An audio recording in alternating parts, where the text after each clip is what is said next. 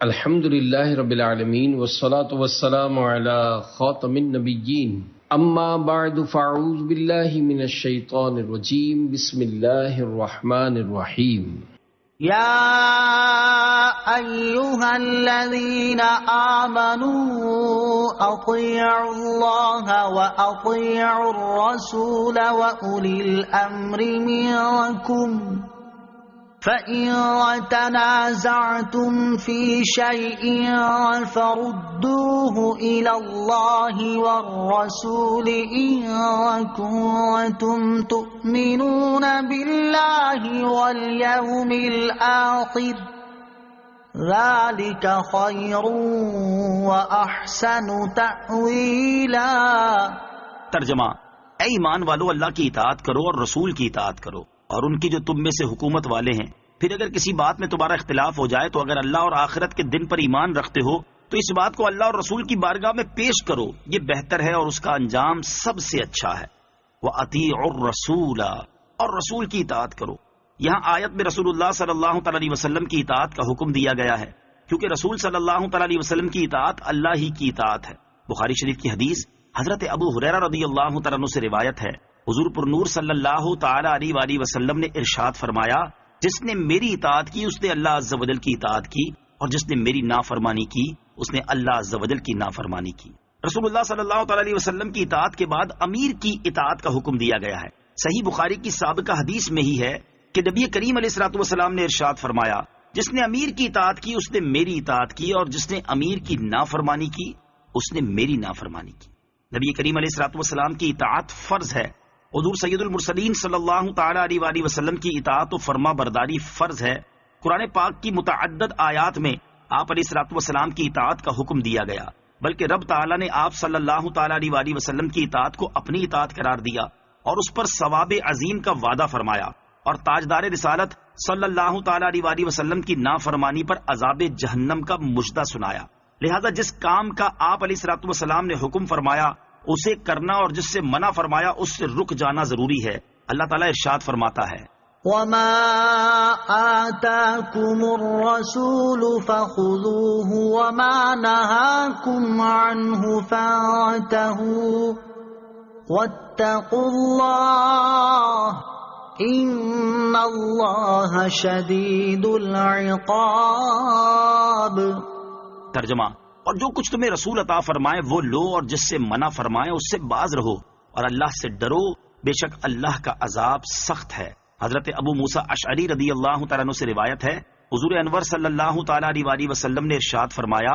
میری اور اس چیز جس کے ساتھ اللہ تعالیٰ نے مجھے بھیجا مثال اس شخص کی سی ہے جو اپنی قوم کے پاس آ کر کہنے لگا، اے میری قوم، میں نے اپنی آنکھوں سے ایک لشکر دیکھا ہے، میں واضح طور پر تمہیں اس سے ڈرا رہا ہوں، اپنی نجات کی راہ تلاش کر لو۔ اب ایک گروہ اس کی بات مان کر مہلت سے فائدہ اٹھاتے ہوئے راتوں رات وہاں سے چلا گیا، وہ تو نجات پا گیا، اور ایک گروہ نے اس کی بات نہ مانی اور وہیں رکا رہا، تو صبح کے وقت لشکر نے ان پر حملہ کر کے انہیں ہلاک کر دیا۔ تو جس نے میری اطاعت کی اور جو میں لایا اس پر عمل پیرا ہوا، وہ اس گروہ جیسا ہے جو نجات پا گیا، اور جس نے میری نافرمانی کی اور جو میں لایا اسے جھٹلایا تو وہ اس گروہ کی طرح ہے جو نہ مان کر ہلاکت میں پڑا۔ اس آیت سے ثابت ہوا کہ مسلمان حکمرانوں کی اطاعت کا بھی حکم ہے جب تک وہ حق کے موافق رہیں، اور اگر حق کے خلاف حکم کریں تو ان کی اطاعت نہیں کی جائے گی۔ نیز اس آیت سے معلوم ہوا کہ احکام تین قسم کے ہیں، ایک وہ جو ظاہر کتاب یعنی قرآن سے ثابت ہو، دوسرے وہ جو ظاہر حدیث سے ثابت ہوں، اور تیسرے وہ جو قرآن و حدیث کی طرف قیاس کے ذریعے رجوع کرنے سے معلوم ہوں۔ آیت میں اولی الامر کی اطاعت کا حکم ہے، اس میں امام، امیر، بادشاہ، حاکم، قاضی، علماء سب داخل ہیں۔ أَلَمْ تَرَ إِلَى الَّذِينَ يَزْعُمُونَ أَنَّهُمْ آمَنُوا بِمَا أُنزِلَ إِلَيْكَ وَمَا أُنزِلَ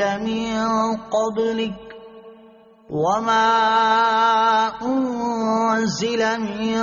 قَبْلِكَ يُرِيدُونَ أَن يَتَحَاكَمُوا إِلَى الطاغوت وقد أمروا أن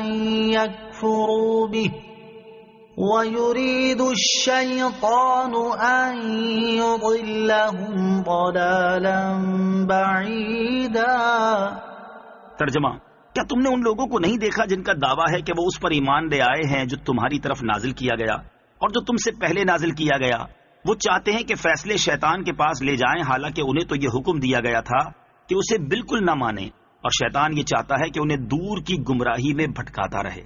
الم تر الی الذین یزعمون انہم آمنوا، کیا تم نے ان لوگوں کو نہیں دیکھا جن کا دعویٰ ہے کہ وہ ایمان لے آئے ہیں؟ شان نزول، بشر نامی ایک منافق کا ایک یہودی سے جھگڑا ہو گیا۔ یہودی نے کہا چلو محمد مصطفیٰ صلی اللہ تعالی علیہ وسلم سے فیصلہ کروا لیتے ہیں۔ منافق نے خیال کیا کہ رسول اللہ صلی اللہ تعالی علیہ وسلم تو کسی کی رعایت نہیں کریں گے اور اس سے میرا مطلب حاصل نہ ہوگا، اس لیے اس نے مسلمان ہونے کا دعویٰ کرنے کے باوجود یہ کہا کہ کعب بن اشرف یہودی کو پنچ بناؤ۔ یہاں آیت میں طاغوت سے اس کعب بن اشرف کے پاس فیصلہ لے جانا مراد ہے۔ یہودی جانتا تھا کہ کعب بن اشرف رشوت خور ہے، اس لیے اس نے یہودی ہونے کے باوجود اس کو پنچ تسلیم نہ کیا۔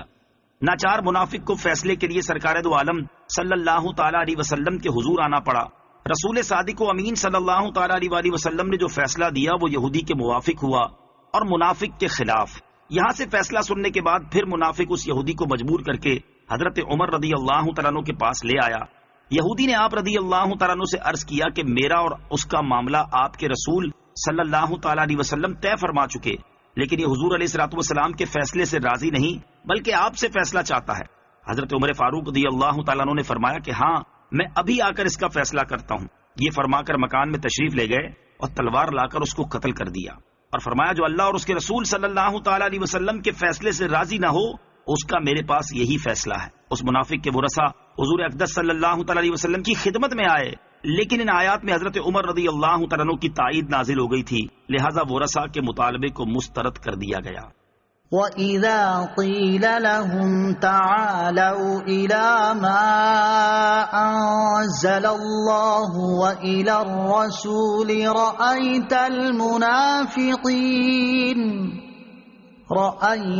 الْمُنَافِقِينَ يَصُدُّونَ عَنكَ صُدُودًا فَكَيْفَ إِذَا أَصَابَتْهُم مُّصِيبَةٌ بِمَا قَدَّمَتْ أَيْدِيهِمْ ثُمَّ جَاءُوكَ يحلفون بالله إن أردنا إلا إحسانا وتوفيقا أولئك الذين يعلم الله ما في قلوبهم فأعرض عنهم وعظهم وقل لهم في أنفسهم قولا بليغا۔ ترجمہ، اور جب ان سے کہا جائے کہ اللہ کی اتاری ہوئی کتاب اور رسول کی طرف آؤ تو تم دیکھو گے کہ منافق تم سے منہ موڑ کر پھر جاتے ہیں، تو کیسی حالت ہوگی جب ان پر ان کے اپنے اعمال کی وجہ سے کوئی مصیبت آ پڑے، پھر اے حبیب قسمیں کھاتے ہوئے تمہارے حضور حاضر ہوتے ہیں کہ ہمارا مقصد تو صرف بھلائی اور اتفاق کرانا تھا۔ ان کے دلوں کی بات تو اللہ جانتا ہے، بس تم ان سے چشم پوشی کرتے رہو اور انہیں سمجھاتے رہو اور ان کے بارے میں ان سے پر اثر کلام کرتے رہو۔ فَكَيْفَ إِذَا أَصَابَتْهُم مُّصِيبَةٌ بِمَا قَدَّمَتْ أَيْدِيهِمْ، تو کیسی ہوگی جب ان پر ان کے اپنے اعمال کی وجہ سے کوئی مصیبت آ پڑے۔ یا منافقوں کے بارے میں فرمایا کہ ویسے تو اے حبیب صلی اللہ تعالی علیہ وسلم آپ سے منہ پھیرتے ہیں، لیکن جب ان پر ان کے اپنے اعمال کی وجہ سے کوئی مصیبت آ پڑے جیسے بشر منافق پر آ پڑی تو کیا پھر بھی آپ سے اعراض کریں گے؟ ہرگز نہیں، بلکہ اس وقت اپنی کرتوتوں کی تعویلیں کرنے کے لیے قسمیں کھاتے ہوئے آپ کی خدمت میں حاضر ہوتے ہیں کہ ہمارا مقصد تو صرف بھلائی اور دو فریقوں میں اتفاق کرانا تھا، اس لیے ہمارا آدمی یہودیوں کے پاس فیصلے کے لیے جانے لگا تھا۔ صدق اللہ العظیم۔